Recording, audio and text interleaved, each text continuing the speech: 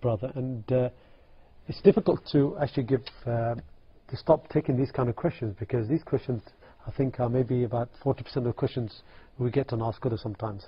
And we do reply to these brothers and sisters, and we give them a lot of advice, but they keep coming back. These kind of questions about chatting and having conversations with the opposite sex, meeting up with people, people arguing that there's nothing wrong with this. My Sheikh said at the local mosque this is allowed and so forth. And this brother gives another one of these questions. He says, what's the problem? Why do you always speak about it on Huda TV and Ask Others that we're not allowed to speak to the opposite sex? We've got nothing in mind, we just want friendship. Friendship is nothing wrong. So he says, please explain yourself. So, Sheikh, explain ourselves. Well, this is quite difficult to explain yourself during a Q&A program, because this needs a lot of elaboration. Claiming that all what we want is friendship between the opposite sex, this means that you have a problem with your hormones. You have a problem with your hormones, because a boy cannot have a friendship with a girl unless he has a problem with hormones.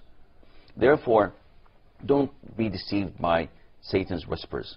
You chat, you enjoy chatting, you have an objective. And this may be long-term, maybe short-term. Why chat with the opposite sex when you have the same sex to chat with? So there is something fishy. Besides, you always make this okay for yourself, but let's presume that someone wants to chat with your sister, and you know that your sister is chatting with another boy. Is that okay with you? If it's okay, then you have a serious problem.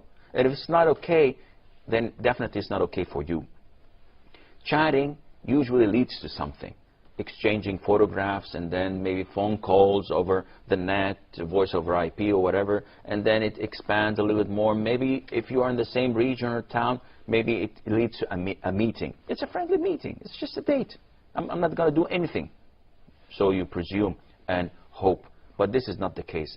If you are one of the 1% that really don't have a problem with this, what about the 99%? And who classifies you that you are one of those who will not fall into sin?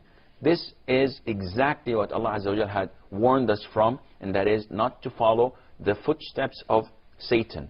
وَلَا تَتَّبِعُوا خُطُوَاتِ الشَّيْطَانِ. And this is exactly what you are doing, and that is why it is completely forbidden. جزاك الله خير شيخ.